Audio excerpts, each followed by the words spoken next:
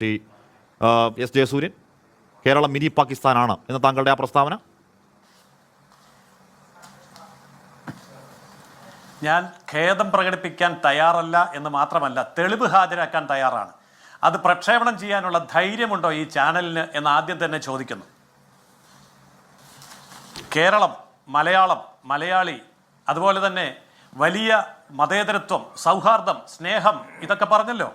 അങ്ങനെയാണെങ്കിൽ ഈ കേരളമുണ്ടായപ്പോൾ മലയാളം എന്ന ഭാഷയുണ്ടായ, ആ മലയാള ഭാഷയ്ക്ക് പൂർണ്ണ രൂപം കൊടുത്ത, അതിലാദ്യത്തെ ആധ്യാത്മിക ഗ്രന്ഥമായിട്ടുള്ള ആദികാവ്യമായ രാമായണം മലയാളത്തിലേക്ക് തർജ്ജമ ചെയ്ത തുഞ്ചത്തെഴുത്തച്ഛൻ്റെ പ്രതിമ സ്ഥാപിക്കാൻ അദ്ദേഹത്തിൻ്റെ ജന്മനാട്ടിൽ കേരളത്തിൽ മലപ്പുറത്ത് അനുവാദമില്ലാത്തിടത്തോളം കാലം ഞാൻ വീണ്ടും പറയും, ഇത് പാകിസ്ഥാൻ തന്നെയാണ്.